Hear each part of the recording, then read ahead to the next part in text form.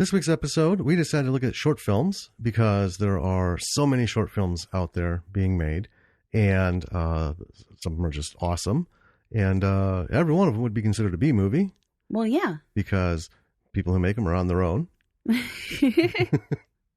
Right? Or it's a team of 2 or 3. Yep.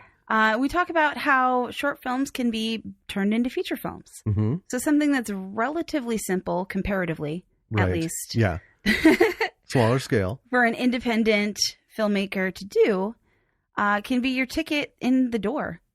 Yeah. And we're going to see how at least one of the ones that we watched stumbled its way into a feature. Yeah. All right. So should we get into it? Let's do it. We're on. All right.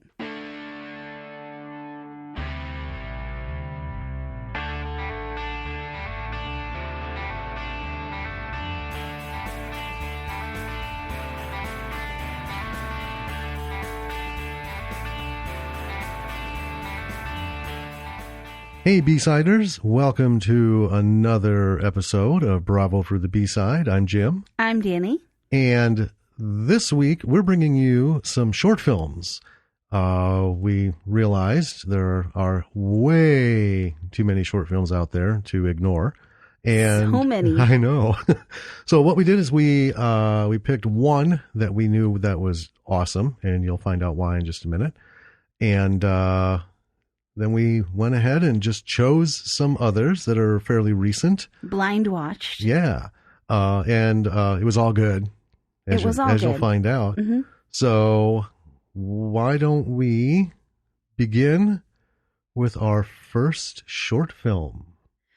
Well, I want to say first that our favorite genre is zombies. So we kind of stuck to that theme. We did. For all of the short yes. films. Well, and it fits because we had Night of the Living Dead. Mm-hmm. We had Zombie with a Shotgun. Yeah. We had Interview with Hilton. Yeah. We had Ed Wood, which he did a zombie movie. Technically? Well, Plan 9. I guess. Reanimating the dead. Yeah, okay. Yeah. All right. All right. So what do we got? So the first one up is Cargo. This is the least recent of the ones that we watched. This was the one that we watched. We knew was excellent. Yes. It was made in 2013. It's an Australian short film. Mm-hmm. It was directed by Ben Howling and Yolanda Ramke. I hope I'm not butchering her name. We'll find out. Written by Yolanda Ramke, starring Andy Rodoreda. Okay. Alison Gallagher, Ruth Venn, Yolanda Ramke, Callan Richards, Efren Heather, and Scott Wood. Yes. Yeah. And sounds like a lot of people. One thing is this thing was under 8 minutes. Yes. Right? So, yeah, these are just like on shot. Oh, there he is. Boom, yeah. Gone. And it doesn't feel like 8 minutes. No. We'll probably talk about it longer than it was. Probably. It was a finalist of Tropfest, which is an Australian film festival. And it was so successful that it was later made into a full feature film by Netflix. And we will talk about that at the end. So, jumping right into it, we start out in this little film, disoriented, out of focus. There's that ringing sound that, The one Yeah. I'll just interrupt by saying this was the least enjoyable part of the short for me, only because I hate that tone. Yeah. That was the tone that was inserted in our film, and I murdered. It's grating for me because of the damage to the one ear. I'd rather take nails on a chalkboard. It is, but it does fit in this. It does, and I'm not ripping on him for that. It's right. This is just a personal thing. Yeah, I hate that fucking that frequency. So we come back into focus, and we see a woman who's a zombie. She's got white eyes, right? And she's kind of coming at you, and it's the man in the passenger seat, and he kind of desperately scrambles out of the car and goes out and goes to the back seat. Right. And then he's standing at the back of the car and he's got a baby in his arms. Yes. So you know that this is, mom and dad and baby. He peels the mom sticker off the back of the car. They've got the little stick figures. Yeah. and hands it to the crying baby. And you can see on his arm he's been bitten. Yep. Mm-hmm. And so he's sitting at the back of the car holding his baby. We get the camera shifts a little bit. We can see his wife's body on the ground outside the car, which was actually the passenger side. Oh, right, because it's the Australia. other side. Yeah. So he was in the driver's seat. That's okay. That's fine. So he's dealt with her, right? And when he pulls that stick figure off, it's just kind of, it's the only real dialogue. Yeah. He says, "Here's mommy," and hands it to the baby, which was, oof. It said a lot of things to me anyway, that, you know, the just the defeatist feel of, clearly this zombie thing kicked off, right? She was bit, he was bit, she turned, yeah, you know, and so this is really the zombie apocalypse feel out there somewhere. We don't know for sure, but it just is that, because it's like this helplessness, right? You know, and it's almost like that on the verge of snapping under the pressure, you know, that just before you lose your shit and you're still holding on. As anyone would. Right. That weird humor that comes out. Yeah. You know, and that's what it was to me. It was just really, you know, here's mommy. Wow. You know, I mean, and this is like an infant. So. Right.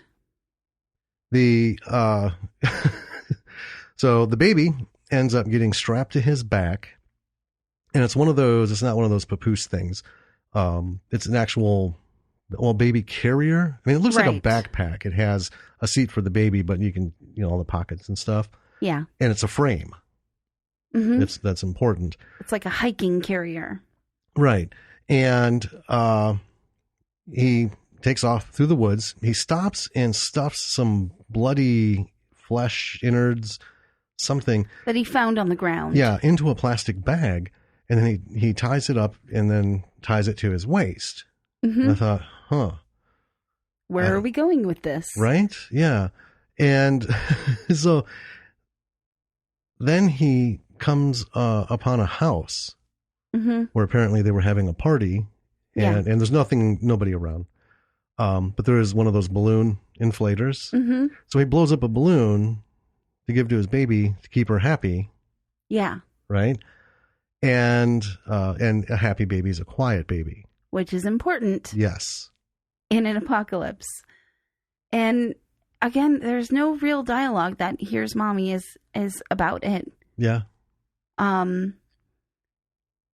He's walking through a field and he collapses. And then the next thing we know, he's up and walking around. He turns and you can see that his eyes are white. He's a zombie.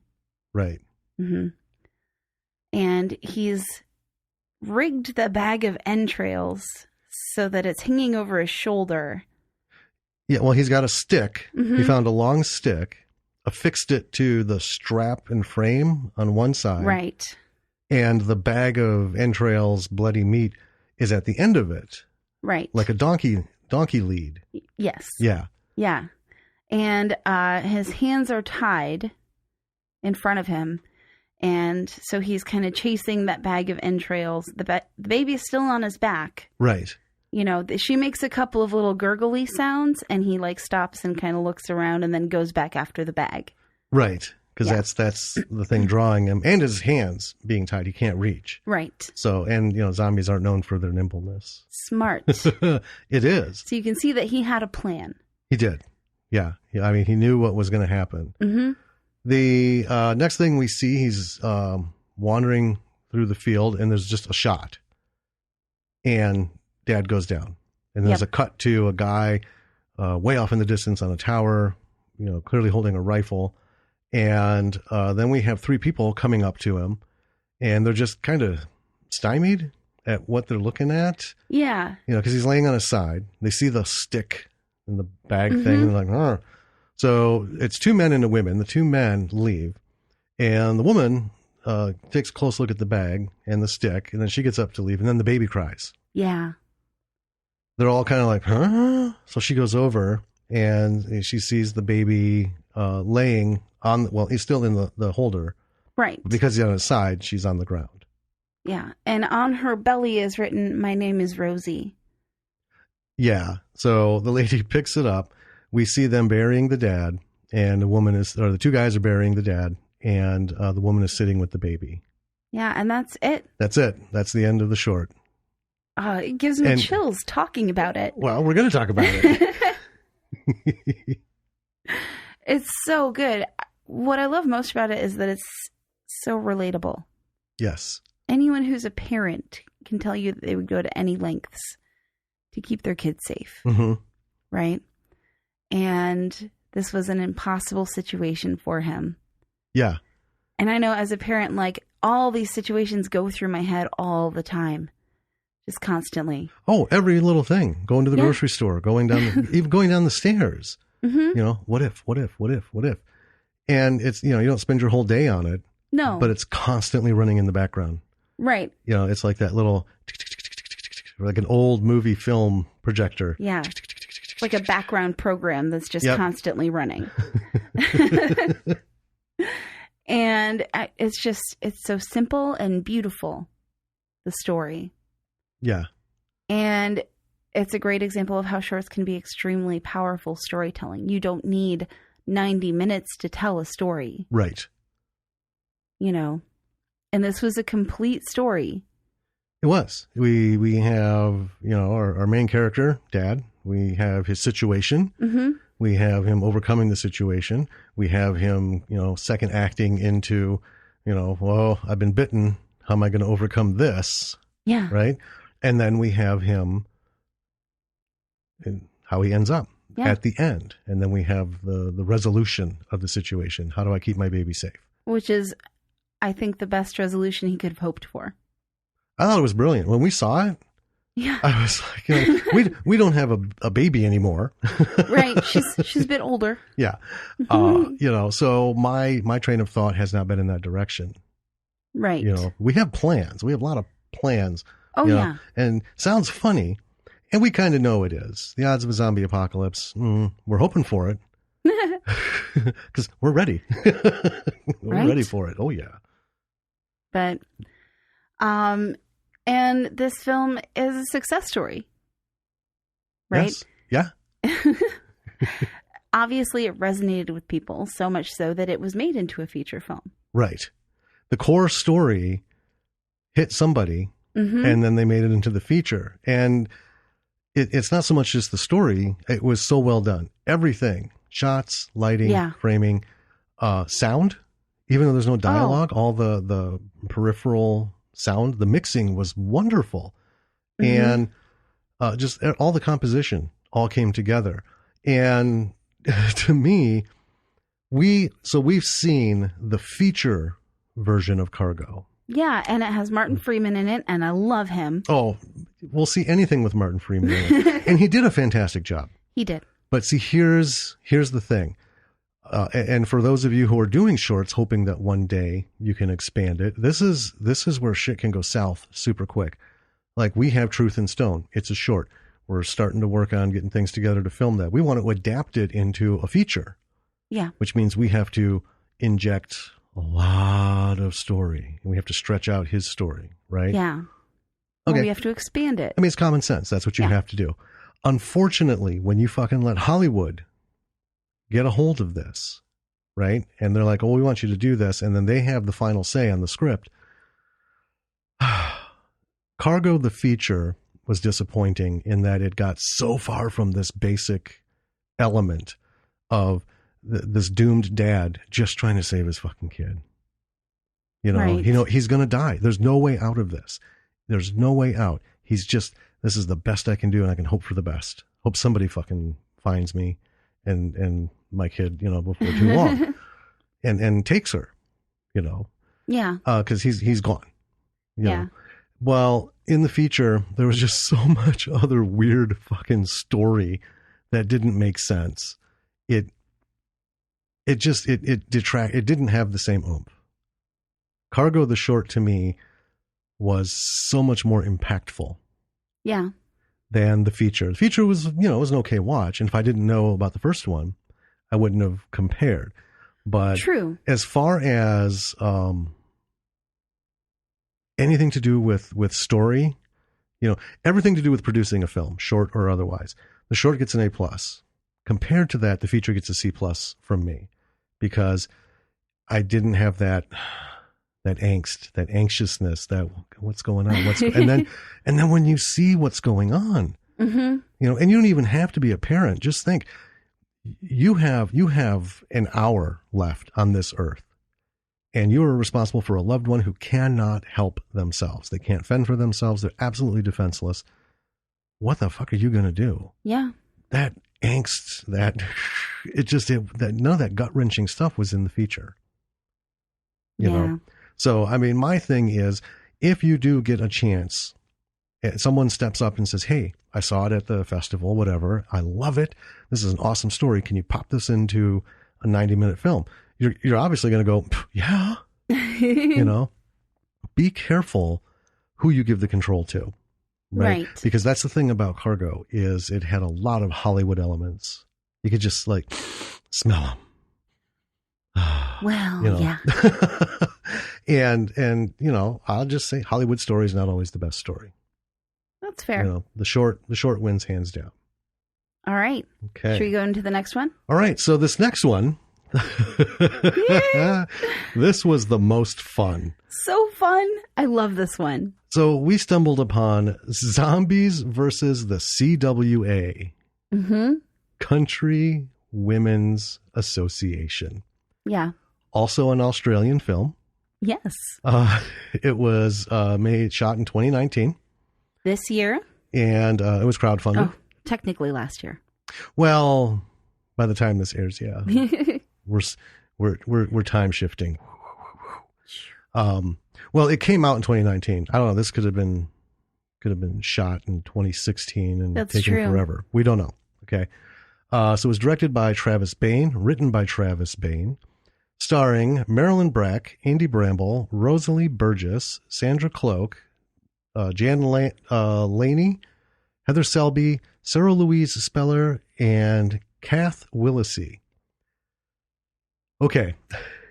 All right. So when you hit play on this monster, it opens up with a documentary style scroll, So it's coming up, not Star Wars angled thing, just a nice scroll up, and the guy's talking, and it's about the Country Women's Association, or the CWA.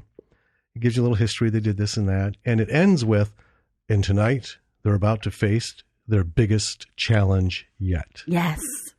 So then we cut to, we see the outside of a building. And it looks like one of those, these are all over the place in Australia in rural settings. And I don't know if they're actually like trailers or, mobile home. They're just so different, but they're in that same category. Yeah. So there's this building. It's like a little clubhouse. Yeah. In the middle of nowhere. And then we cut inside, and we've got shots of pictures of the Queen, pictures of alumni, apparently. And then we have tea cakes and everything on the table. And then there's several old women sitting at a table for their meeting in the middle of this little hall building. Yep. Right. And then one is sleeping and they wake her up. As the meeting is going on, the door opens and a security guard comes in. He's a bit of a dick, making fun of them. Yeah. CWA, Chin Waggers Association. Right. I forgot what the first one was. I forgot to. Yeah. And then he leaves. It's awesome. One of the women just at the end of the table as he shuts the door. Dickhead. Yeah. It starts out funny and it ends funny. So he's driving away and there's some people wandering the road and they're kind of stumbling around and he goes, "Zombies!" He hits the brakes. And one comes up to his window and it's just a really, really drunk guy. Yeah. Who's asking him if he's a taxi. Or a Uber. Uber. Are you a Uber or a taxi? And so he drives a little further up and then sees some actual zombies and he exclaims, "Actual zombies!" Yeah. Oh, a lot of laughs here. Well, there's an Easter egg, right? So before he sees them, he's driving past a sign because he's a security guard. So I'm imagining it's his job to go to these different places. So the sign he's passing says Romero Chemicals. I know. So I thought that was lovely. Just a nice little thanks, George. Yeah. Back at the CWA, there's some complaints about the scones. There's two of the women are bickering about like one that they're hard as rocks. Oh, yeah. Throws one at her. And the security guy bursts back in and tries to warn them about the zombies. And these are older women and they're a little hard of hearing. So they're like, huh? What? And then he's attacked by a zombie. Yep. And the CWA is pretty generally unfazed by this. They're just staring. And the leader of them goes, okay. And then they're back to business. And they decide they need to learn how to defeat zombies. Right. So the leader goes, best goggle it. Yeah. Goggle. Yeah. And then the woman goes, well, Goggle says, go for the head. So they decide that they're going to show the zombies what for. And the next thing is they take one out by the door with a cane or a walking stick. And there's lots of blood spurting. That's one thing about this. It's really short and it's kind of like boom, boom, boom, boom, real quick. But they did their bit of blood. They did. And then one, I'm thinking, is she using fucking cornbread? As they meet them up, they are coming down the ramp. It's a handicap ramp or wheelchair ramp. Yes. Right. So all these old ladies with their canes, walkers, plates of food, and then their hands on the rail. They're just going down so slow. Yep. And when they face off, they show the old ladies coming out, the CWA, then they show the zombies, and then they do a side shot. And it reminded me of everything Braveheart wasn't. So you have the two sides coming together so slowly, just meandering towards each other. And then they finally hit, not with the thunderous clash, of Braveheart, more of a thud. Yeah. It reminds me a little bit of in Bubba Hotep when Elvis and Jack are walking to prepare to meet the mummy coming into the park. Yeah. They're just slow. Yeah, because that one was great because at first it looked like there was the slow-mo hero walk thing. A little bit, yeah. And it was a little slowed down, and then they showed natural speed. It's about the same thing. It's just, the reality is, it's just two old codgers making their way down the sidewalk. Oh, man. So they hit, and we have a lot of cut scenes of what's going on. We've got knitting needles in the eyes, pulls them out. Love it. There's lots of blood. And then the cornbread one. What was the scones? The rock hard the scones. Yeah, I got that. But yeah. At first, my note was like, she's using fucking cornbread? Yeah, so she's just hammering this zombie in the head with a scone, banging him with muffin tins. And I'm just thinking, this is fucking great. Yes. And then one's got one on the ground. She's pouring hot tea down its throat. And then one's gets him with a cookbook. Another one with an umbrella. It's fantastic. Oh my God. It's just the funniest thing. So then they're surrounded and then the leader is off to the side and she's just like, right, time to go Burko. I didn't know what that meant. I didn't know what it was either, but I was like, I'm game. Yep. Let's do it. And didn't have to wait long. So Burko is apparently the maker of a large beverage heating and serving machine. Right. Those big coffee things that, a little spigot on it. And so it's sitting in the counter in there and we see that. And the next thing she grabs it. Yeah. And here comes the best part. So we're outside and she takes it by the cord and she's swinging it around her head like Thor's hammer. And she screams like Xena. Yes. And it's like a little spinning scene where she is decapitating the zombies with the Burko. 1 head, 2 head, 3 head, 4. Yep. Just ping, ping, ping, ping. And then, cut to all the women are getting up and they're surrounded by dead zombies. And then the leader is like, you better put this in the minutes. Yep. Now, who's up for a cuppa? And will someone wake Ethel? Yeah, Ethel was apparently the one sleeping at the table. She had enough. She went down for a nap in the middle of all this. With the zombie as a pillow. Oh, it's so cute. This was so fun. It was. It was unexpected. It was really good. Yeah, and that's the movie. Yeah. Yeah. It was the perfect length for what it was. I think any longer, and it might have started to become a little less funny.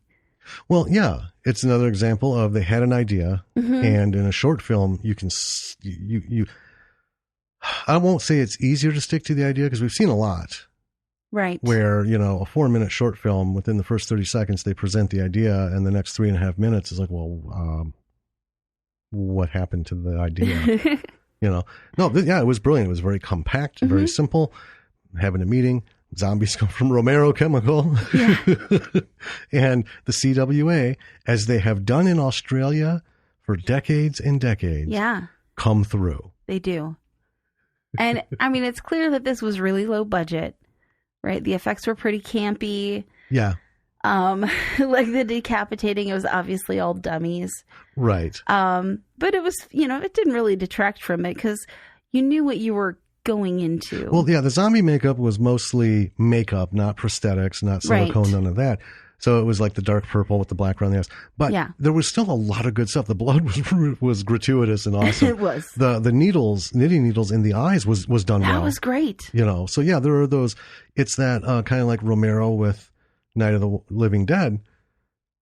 You have like, okay, this is the most of our budget. We're gonna do up this one person. Mm-hmm.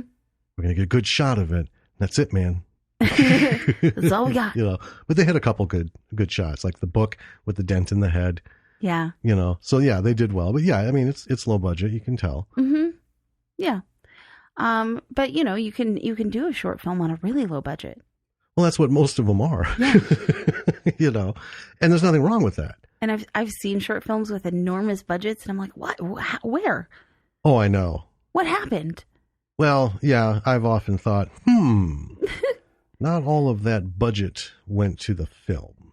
Right? Somebody's got a new bicycle in the garage. I honestly think that like $20,000, and that's a lot of money, is probably the highest you want to go for a 10 minutes or less short film. Right. Well, we're objectively looking at doing like 10.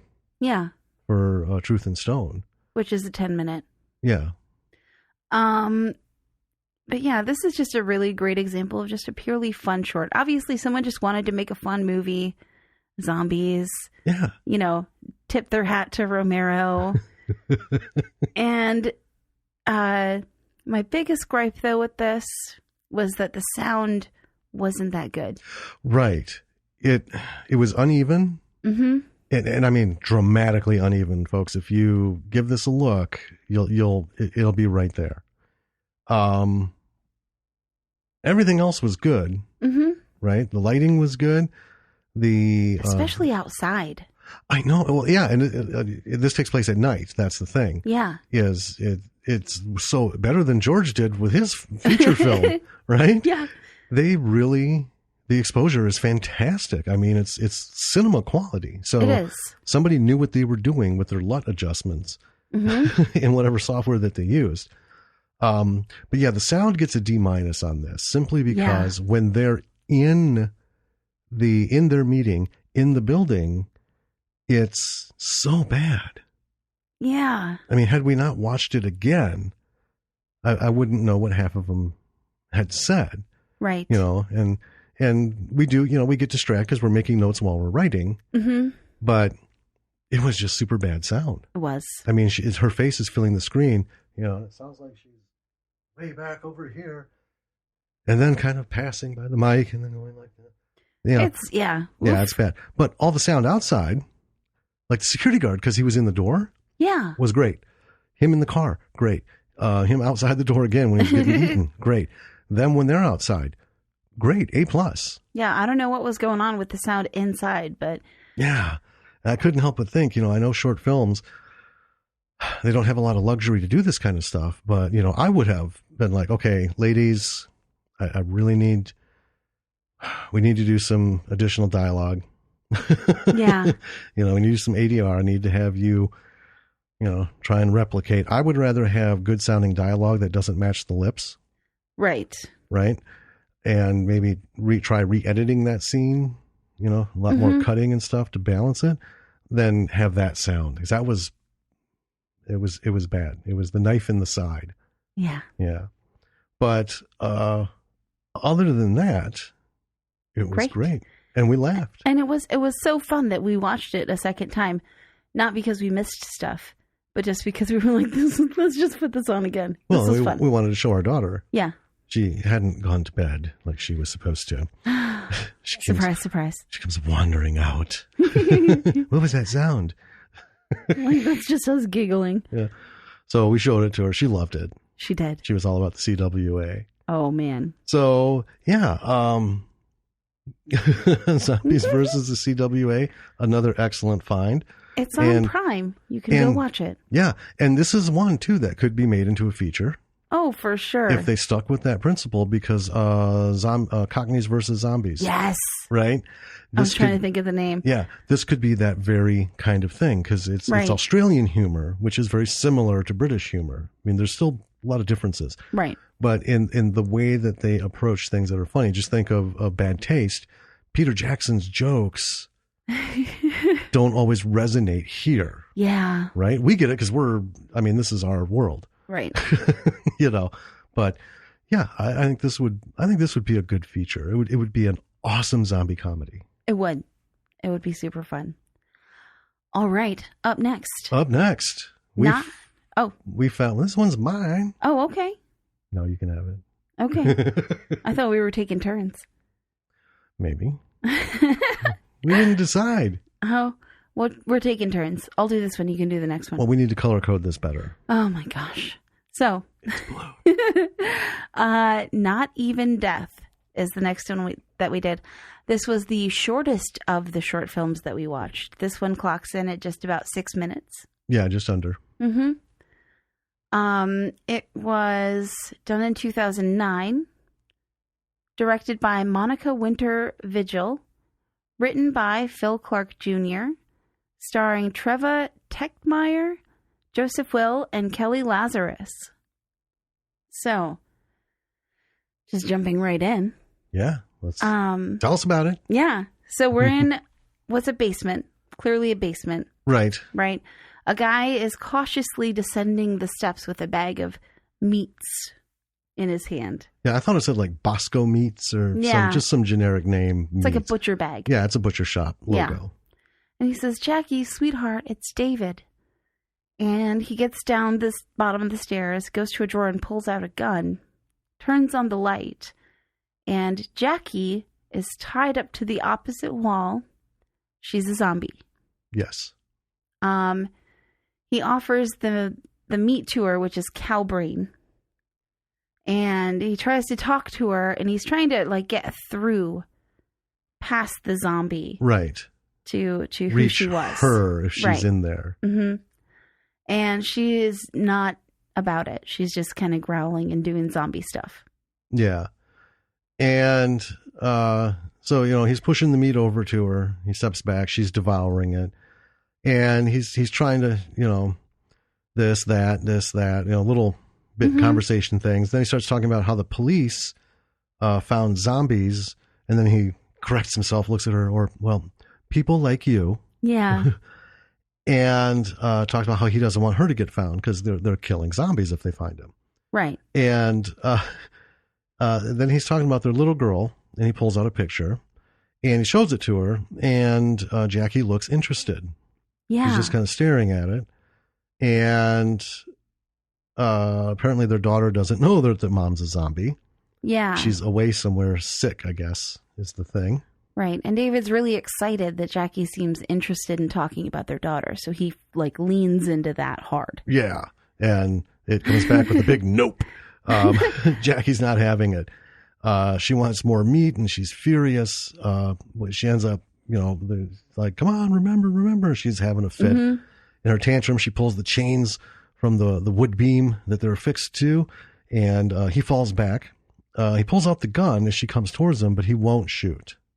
Yeah. Right? So she gets him, and then we cut, a few minutes later. She's eating him, and then the basement door opens, and their daughter enters the doorway and just says, "Daddy?" And then Jackie hears it, her head comes up, and then we fade to black. Yep. That was it. That's it. Another really simple story, The makeup for Jackie is pretty good. It was really good, yeah. Yeah. I was impressed. I was like, so they got someone who knew how to do special effects.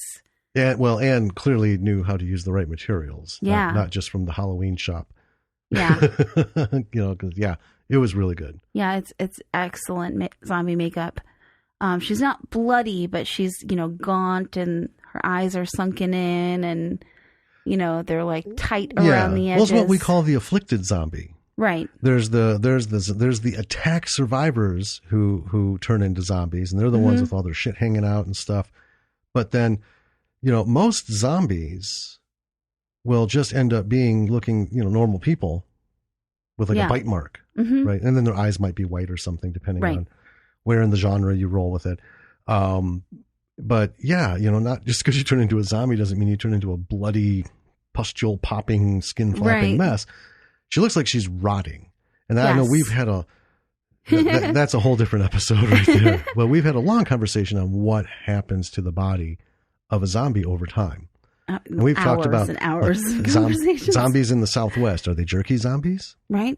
Zombies getting frozen in the North. What about in, super humid, like the jungles? They just turn into pudding at some point. Anyway. So she's just really super discolored, like corpse. Right. Yeah. Not so much with the gooey rotted stuff, but just the gray, brownish. Yeah. Really cool. A+. Yeah. A+ on that. The acting is also pretty good. I mean, it's just the two characters, but she as a zombie is very good. And he as the husband is pretty good too. I think it worked because we didn't come in at the beginning of this. Yeah. Right?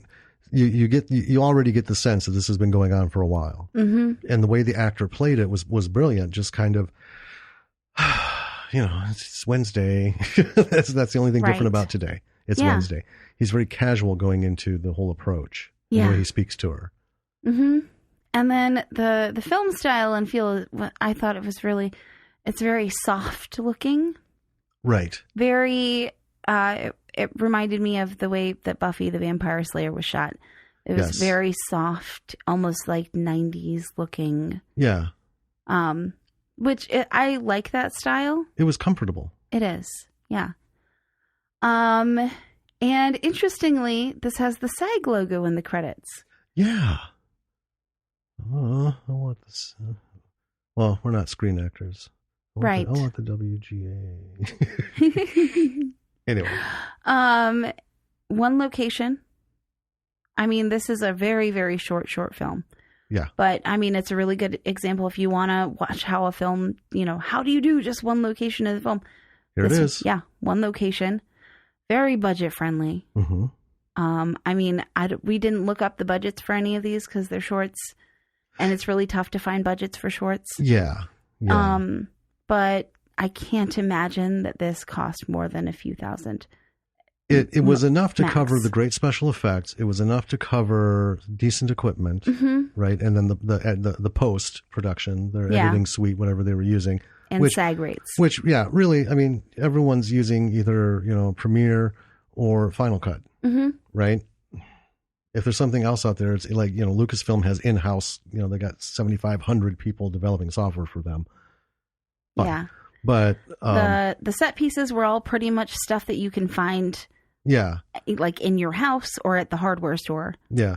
But I do believe to get that SAG logo, they had to pay SAG rates to the actors, which if everyone could do that, that'd be awesome. Yes. It happens so rarely. I mean, especially in super, super independent stuff. Yeah, and to you actors out there, God bless you. We tip our hats to you for doing all the free shit that you do for all of us who write stuff and want to make a movie, and the directors, or I'll feed you pizza, or I'll mow your lawn for a week, or or a month, or some shit like that. Right? But yeah, I mean, that's what it is. It's mostly free, but yeah, these people got paid. They did. Yay. And the story of this is such that I feel like if someone went to Monica Winter Vigil and said, I want to make this into a feature film, it would not be hard to do. It would not be hard to do, but this is where I would roll that back for myself, because my thought was, I liked it. The idea is not entirely original, because they've done this before. The whole thing, it's not often explored. Well, it was not often explored in zombie films. The whole, is there a human left in there kind of thing. Even the freaked out that aren't zombies, the wacky fucking humans who are, like rolling crazies with some sort of, fucking virus or whatever. Trying to reach the human within the zombie. So they did it in The Walking Dead. They did it in season 2 with the whole thing about the farm. Herschel. Oh, Herschel. Oh, We hated to see him die. Damn it. Way later on. But his whole thing was, they're still people. They're sick. Yeah. Right. So, okay, I get that, because the one thing about The Walking Dead is it's on the premise that the whole concept of zombies was never existed, never explored. There were no movies, none of that. I'm good with that. But then they did it in season 3 with the governor. Yes. Right? With his daughter. This short film is a great effort, and I enjoyed it. And I think that's as much of the touching zombies that I think would work. Yeah. Because I couldn't see, I would get bored to fucking death watching this guy for 90 minutes trying to break through. I know she's fucking dead. We know what parts of the brain are working because of the research we did. There's nothing in there. All the cognitive conscious parts of that make a person are gone. They are absolutely unnecessary to the motor operation of the body. If you could reanimate these key portions, you can get walking and balance and eating and, and that. So I don't know. Like I said, the short was good. I wouldn't want to see a whole movie about this, because because I'd be pissed if he did get through to her. Right. Because coming up, we have a different kind of zombie, and in their universe this works. Right. The concept that we're going to talk about. The one thing about this that I liked the most was the bit at the end, because it made me think of Cargo. The daughter and opening the door. Yeah. I'm like, so I was thinking, see, now here's a dad who didn't have his shit together. Yeah. I mean, because think about it, right? Wasn't super thinking it through. No, because like you parents out there, right? You cupboard locks, door or corner buffers, the things you put on the corners so when they trip, they don't split their skull open. They just bounce like a billiard ball back out into play. As kids are wont to do. Yeah. The drawer stoppers, all that stuff that you do just so your kid doesn't get hurt. If I were him and I had you in the basement, I tell you what, our daughter wouldn't be able to get through there with a fucking bazooka. Right. Right. And I would also have not been dead, because the minute you broke loose, pop. Yeah. It was too short for all that stuff to make sense. But just the concept of, oh shit, what's going to happen to the girl? And we have no clue. Because like I said, Jackie just kind of looks at the camera, kind of looks up like, I hear something. Yeah. Food. And then we're gone. So we don't see her getting up. We don't have anything else going. So I thought that was a nice chill end. Okay. But if there is one thing that you want to take from the that film. It's that if you want an example of a single location Mm-hmm. short film, watch it. Yeah. And before we move on to this last one, I'll roll back to Cargo. No indoor shots. True. So if you don't want to do a single location, I mean, clearly they shot in fields, in friends' houses, and yards and stuff. You're unlimited. You could have all kinds, but I mean, you got to deal with weather. You got to deal with, scheduling and weather. And, but yeah, there's no sets. There's no nothing. It's just they're driving down a dirt road. They stop and then, we get the things. He's walking through one field, then he's walking up to a house, and then he's walking through another field. Done. Yes. Boom. Yeah. And that's infinitely cheaper than trying to set stuff up inside. It is. Because you have to get all the right equipment to get the inside to look like, whatever. But anyway, let's move on to our last one. Okay. The longest one. And again, a different approach. Yes. So we took on Zombied. Zombied. It's about 15 minutes in length. So yeah, the longest by twice of everything. Came out in 2019, directed by Matthew Van Voorst, written by Juliana Forsberg-Larry and Matthew Van Voorst, starring Juliana Forsberg-Larry and Jake Swain. Yeah. Why do I get all of these long names and hyphenates? I'm so bad at them. I could pretend that I did it on purpose. Well, I wrote it all down, so if you want to take the blame for what I did, go for it. Okay. So, we're outside the Priced Less supermarket. Yep. Mm-hmm. And... It's night. Yeah. And actually, it just kind of occurred to me now that this film, what it reminded me of was Clerks.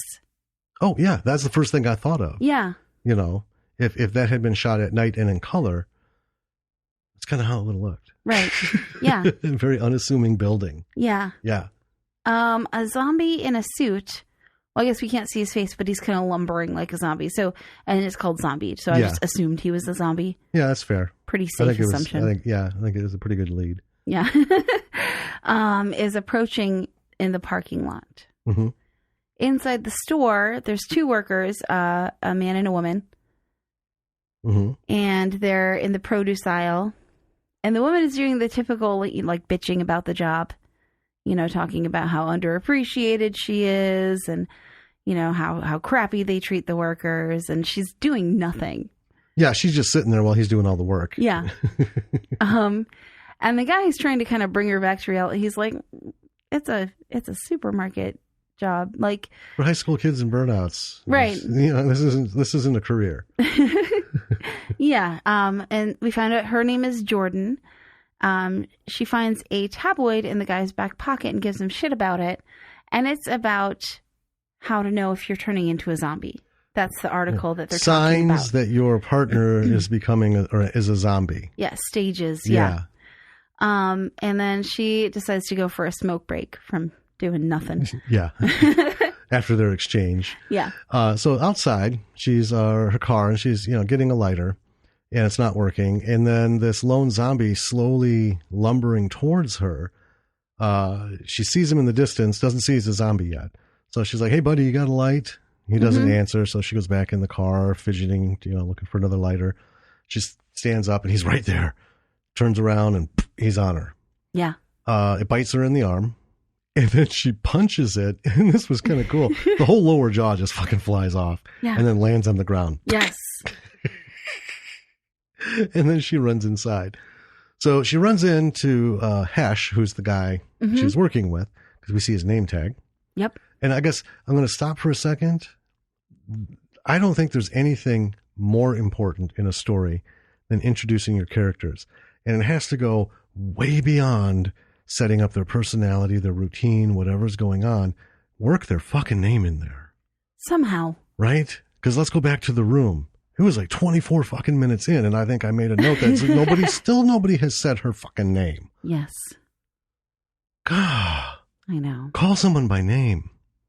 And especially when they're bickering. That would have been so simple.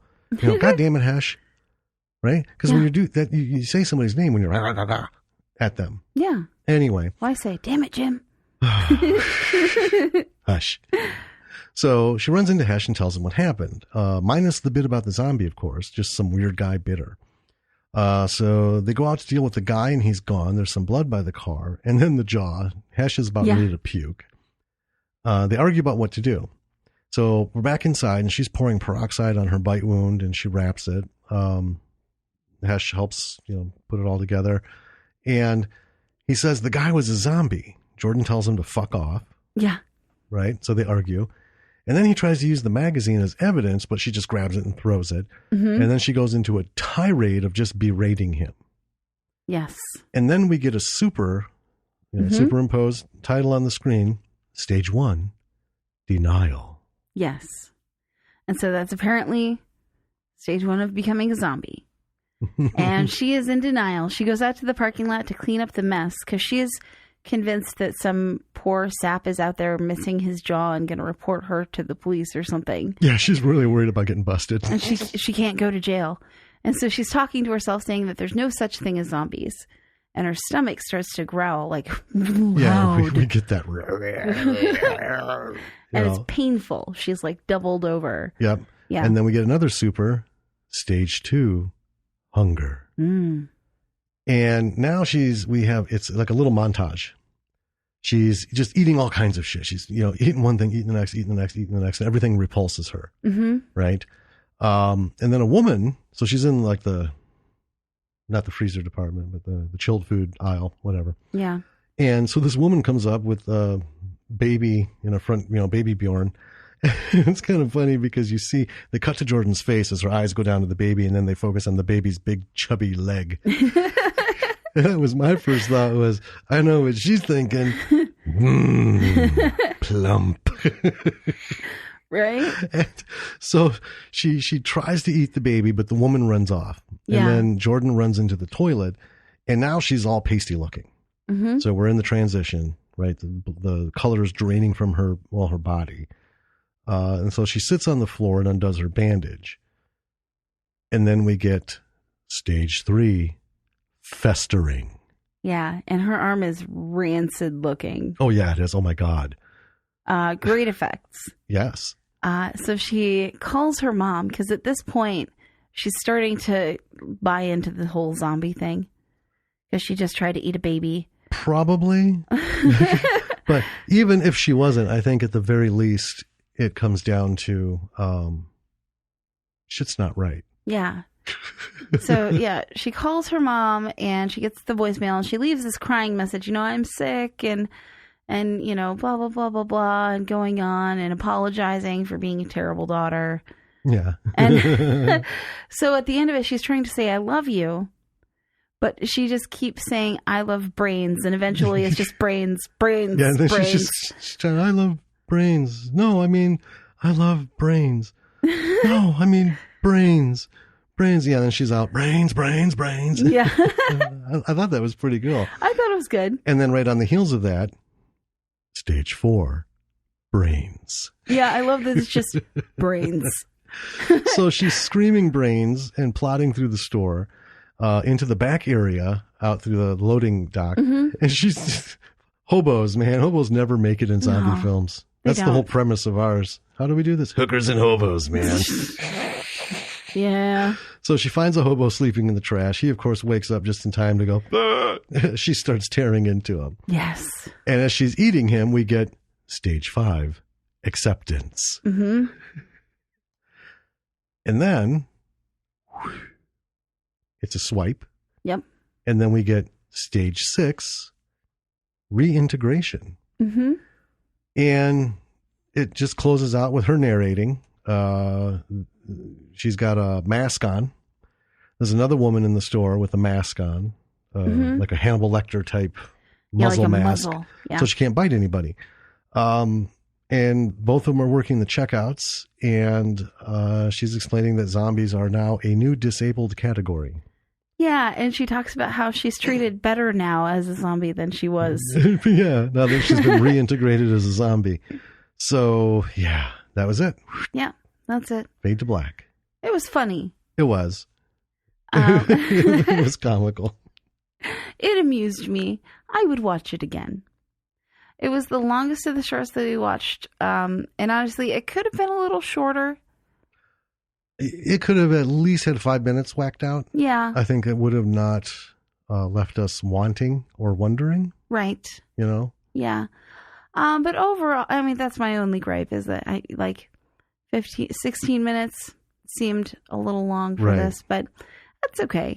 It was still pretty well done. The acting was good. The set was really good. That store was amazing. Well, it was a store. Yeah. Yeah. The lighting was good, especially the outdoor and night lighting. Again. Yeah, another example, especially like the parking lot. Yeah. And it wasn't a matter of, hey, I know how to work, camera settings, because that wasn't it. It was gorgeous because night lighting. The light looked natural, but you could tell it was staged because it was highlighting the zombie in one location as he's coming into the light and out of the light. And then that shifts as he gets closer, and then the angles. So it was actually masterfully lit. Yeah. By everyone involved. Yeah. Amazing. It was super good. And it felt a little bit like watching an alt universe spinoff of that comedy show Superstore. Yeah.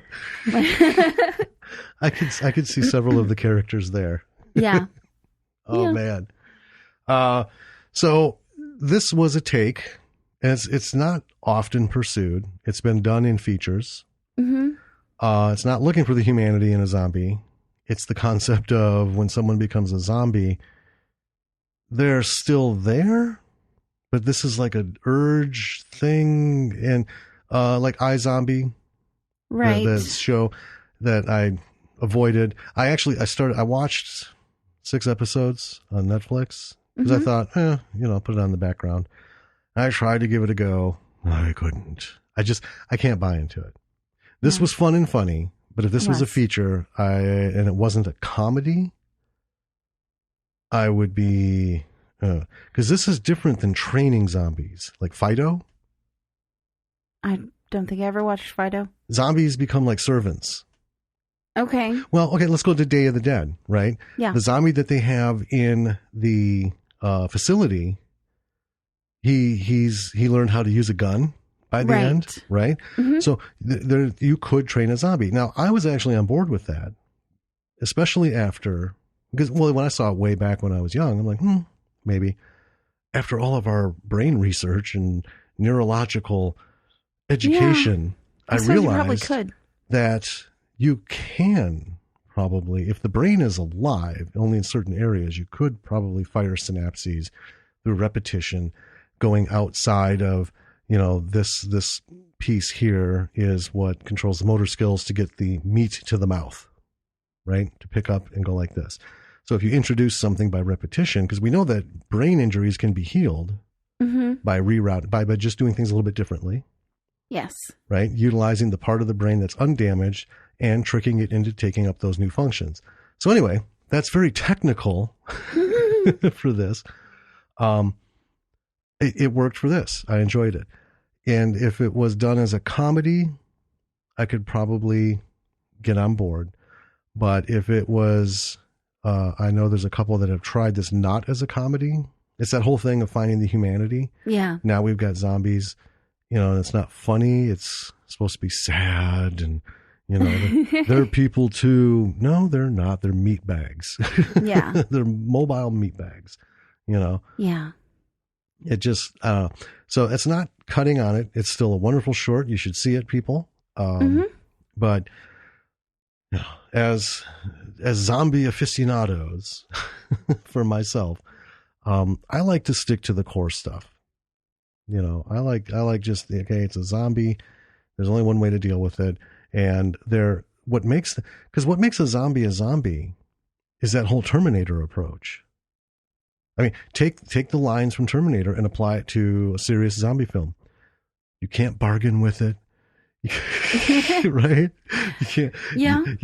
There's nothing you can do. It's just going to come and get you, and well, if it's a classic Romero zombie, you could outwalk it. Yes. Right. But if you stumble into a bunch of them in a room and the door shuts behind you and you can't open it, I don't care how many fucking rubric classes you took, you're not going to navigate your way out of this. There's no negotiation. Yeah. They're just going to eat you, you know? So I think what this short did really well was they had really good characters for the story. Mm-hmm. Jordan is an excellent character for the story because you don't really like her. Right. As a person. Yeah. Right? You're not like, oh no, she got bit. You're like, And it works. It does. That's actually a pretty popular approach. But it has to be done because we just talked about some stuff where, you know, these characters pop in and we're like, could fucking care less. Yeah. What happens, right? She's unlikable, but you kind of like, rooting for her. And as soon as she gets bit, you're like, yeah, she was a bit of a bitch, but still, she didn't deserve this. Right. Right. She wasn't this reprehensible human being. Yeah. You know, but yeah. Yeah. It was good character development. Yeah. For a short. My man Hesh didn't really get enough marquee time. I would have liked to see more Hesh. I think he could have had more. They could have cut some stuff out and they could have doubled up his on-screen time. Yeah, like him towards the end, helping her through, you know what I mean? Right. Like that would have been cool to see. Yeah. Or like when she's devouring, you know, him coming out to get her. Even just showing him pull her off. And then, you know, you don't need to show what happens. You know, we can debate, well, she would turn around and rip him. No, he would, you know, do this and that. Yeah. No. But yeah, I would like to have seen just a little more of him because he really was just sort of the soundboard. Yeah. Right. For her bitching. Mm-hmm. And then, you know, the whole, you're turning into a zombie kind of thing. Yeah. But, yeah. What lessons do you think would be good from this one? From this one, lighting. Absolutely. Yeah. So, it was a convenient or a small grocery store. Right. Right. A lot of people are able to get permission to shoot in these places. I mean, we shot in your aunt's restaurant after hours. Yeah. This was clearly the same thing, and that's fantastic, but it still does require masterful lighting because if you've ever been to any grocery store in any part of America, no one looks good under those lights. Fucking lighting is the worst. It's like, why they put fluorescent lights in women's bathrooms? It's like, well, we want women to go to these expensive vanity mirrors we put in. And then, you know, more upscale places, they have someone in there to kind of help you out with your makeup and stuff and this and that. Well, how the fuck are you going to look good under a fluorescent light? Everybody looks dead. I know. Sickly. You know, that's, if you want to look at yourself in the mirror and think, holy fuck. What happened to me? Yeah. Then you know what? Take all the shit out of your bathroom and put in some of those fluorescent tube lights because, folks, you won't be disappointed. Right? You know. So the inside, it was vibrant. It was evenly lit. Yes. It was well done. So I would say the lesson from this is really focus on lighting in these shots because once you frame it, once you get it going, if it's not lit well enough, all of that work was for nothing. Like if we hadn't, like in so many things that we've seen, if Zombie Man had been coming through the parking lot and we didn't have that light beacon to pick him up and give that sense of, oh no, he's gone. Well, it's kind of pointing out where you're supposed to be looking. Right. Yeah. Well, it also set the scale because it's a wide shot. Yes. And he's just way over on the right side, comes into that little blurb and then goes out. And it's like, well, where the fuck does he go from there? Because it's dark in between. Yes. Right. And then the store light wasn't bright. It wasn't giving the refraction on the lens. It was just really well done. Lighting is really important. And in a short film, especially when you're doing single locations and stuff, and you're not building sets and you're not doing all this, lighting. Yeah. You know, and the sound was good. So, yeah, it was. You know, inside, outside. I don't know how much Foley they did. I was really trying to listen for any of their because it was, it was a grocery store and they were supposed to be open late at night and there was a customer, but it wasn't full. So it's not like, the restaurants, every restaurant scene has that track playing of the restaurant Clinking noise. silverware. Yeah, because, on set, nothing.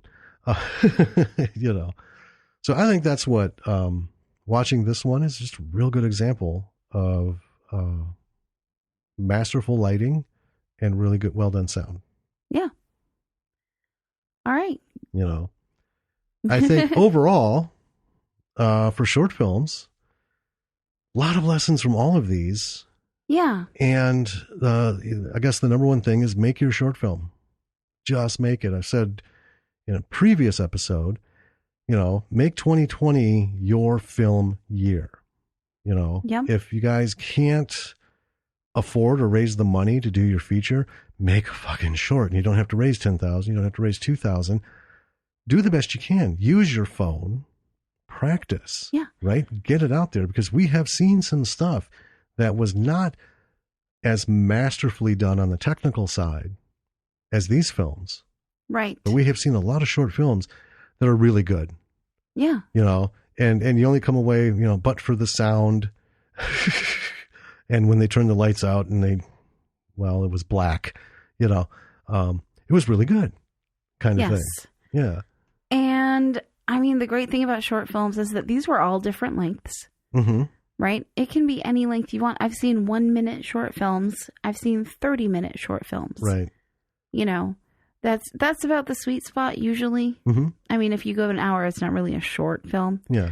But, even if it's just a 1-minute, 2-minute, 3-minute film. Right. And then, when you have your short, this is where shorts and features meet. Okay. You have your finished product. Now you've got to get it out there. Mm-hmm. You got to find a platform. And it's no easier or more difficult. It's no more or less difficult for shorts or features. Got to find a distributor. Can you get it into a theater? Mm-hmm. Can you get it into local theaters? Can you charge admission? Can you get it on a streaming service? Are you going to just put it out there so people can see it? Is this a business card to the world of, hey, look what I can do if I could get a chance to do something bigger? Or is this, hey, look what I did. I'm proud of this, and that's, yeah, you're going to build on it. I would recommend, though, that if you are planning on entering your short film into a specific contest, mm-hmm. look up what their requirements for short films are, because some do have length requirements. Yeah, they do. So make sure that you know what those are. Well, I guess back it up a bit. So if you're doing this solely with the intention of submitting it, mm-hmm. understand how many minutes you have to tell your story, right? Yeah. Because there's a ton of contests that are like under 7 minutes. There's a bunch of contests under 15. There's several contests that are under 20, and there's very few that are allowing 30-minute. Right. Because that's a fucking TV episode. Yeah. Right. That's a pilot. Yeah. So, do what you can. But if you're one of those people who I just want to make my fucking story, then let the cards fall where they may. And the last number on that last page, that's what you've got. Yep. When you shoot it, I've got 14 and a half minutes. Okay. And if you're happy with that, well, then you're not getting into the 10-minute or less short festivals and stuff. One thing I want to say about short films, though, if you make your short film and it's good, even if you use your iPhone, web series. Yeah. If you want to do a feature, I honestly, I could see Zombied as an ongoing web series, 3 to 5 minutes an episode. You have the whole beginning, but the comedic setup of zombies, reintegration. Yeah. It's fucking limitless. We talked about doing a random short around Madison about just some guy, everything he goes to do is just this completely fucked up interaction. Right? Right. You want to go get a cup of coffee? Everyone gets a cup of coffee except Bob here.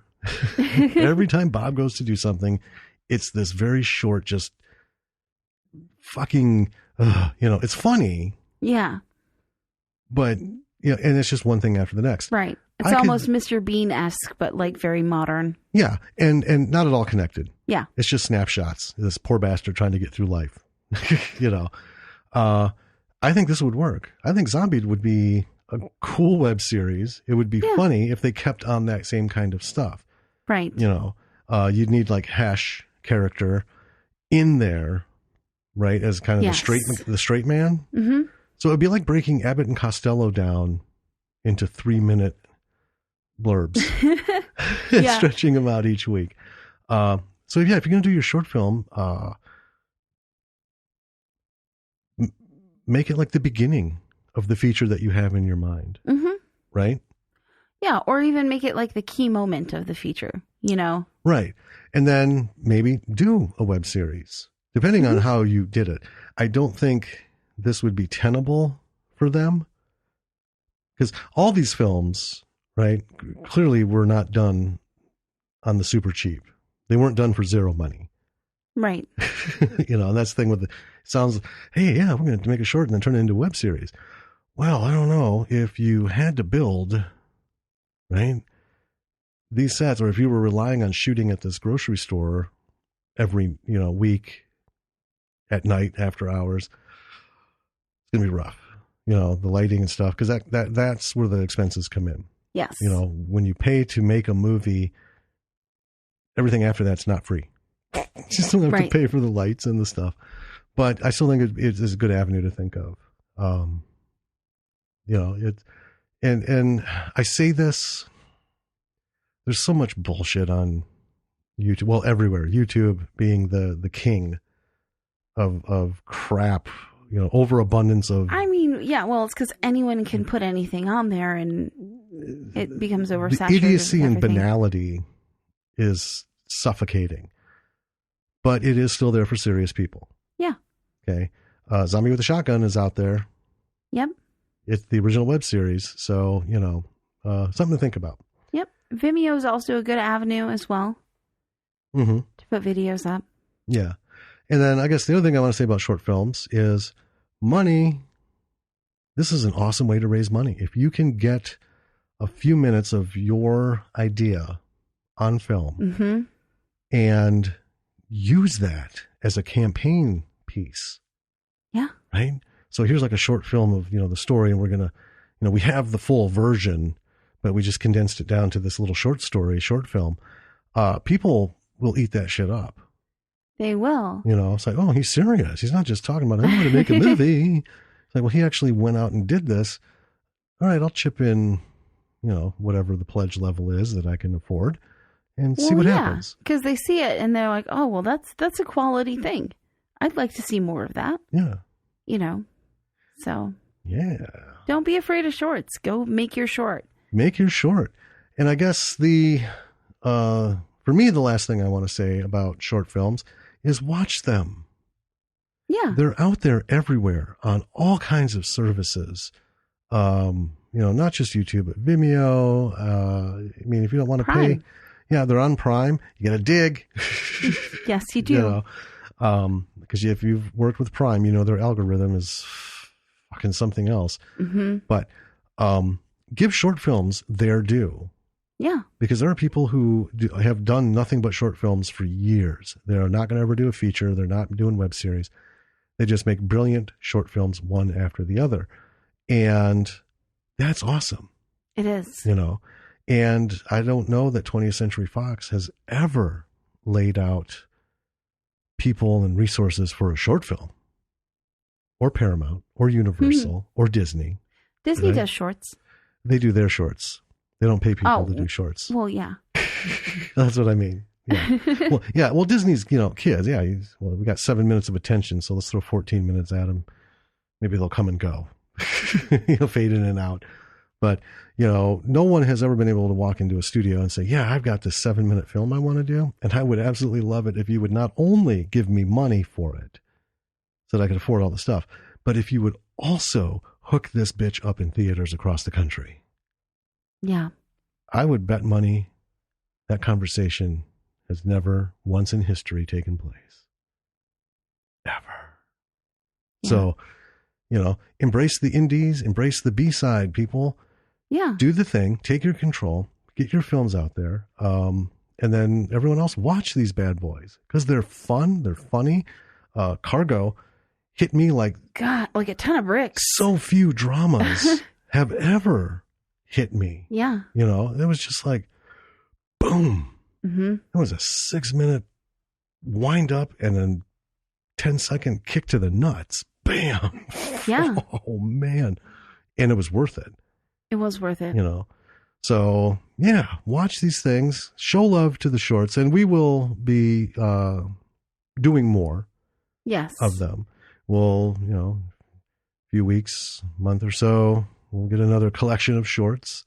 If you have done a short, it's out there somewhere, and you want us to talk about it, don't rely on us looking for it, because we're like blind people in a field looking for, you know, one balloon floating halfway up. I know. We may never find it. Shit's too difficult. So yeah, send us an email. Go to our website, lordsofmisruleproductions.com. We got email links there. We got links to all of the podcast platforms that we're on. You can click on those to subscribe. You can also listen by email. You can subscribe by email. Links to our Facebook, our Twitter, and Instagram. Yes. And YouTube. Yep. You can find us on YouTube as well. Link to our Patreon page. Bravo for the B-side, all one word. Patreon.com/Bravo for the B-side. The links are all there. You don't need to memorize this. You know, whoever writes this shit down when they're listening to a podcast. No one does. Everyone's busy. They're driving, they're working, they're doing stuff. You know, that's why just lordsofmisruleproductions.com. Go there. Yes. Everything's there. But yeah, send us a note, because we would love to, hopefully see it. I mean, that's the thing. If you got a short film on DVD, you're going to have to mail it to us. Yeah. And we don't want to have to go through all that. So if it's out there somewhere, let us know about it and we'll watch it. Yeah, we'll watch it and we'll talk about it. Mm-hmm. And if you know, we've also got interviews with people coming up. Yep. There'll be more interviews this year. Yeah. And it's going to be, 2020 is going to be good. It's going to be good. I think January is off to a great start already. And keep listening, folks, because it's a coming. It is. I'm so excited for 2020. This is going to be a great year. It is. Our first actual real season. Yes. We're late bloomers. we came in the last quarter of 2019, but that's okay though. I know. We got this. Yeah. So, B-siders, looking forward to talking at you next week. Like I said, hit the websites, the feeds, all the stuff. Please subscribe. Please rate. Yeah, leave us a rating. And please review, because give us a like, a follow. Yeah, those are so important on the platforms, because they made it important. So please, you know, do that little 10 seconds of labor. Yeah. And let's get those marks up. So until next time, I'm Danny. I'm Jim. And we're Bravo for the B-side. See you later, people. Talk to you later.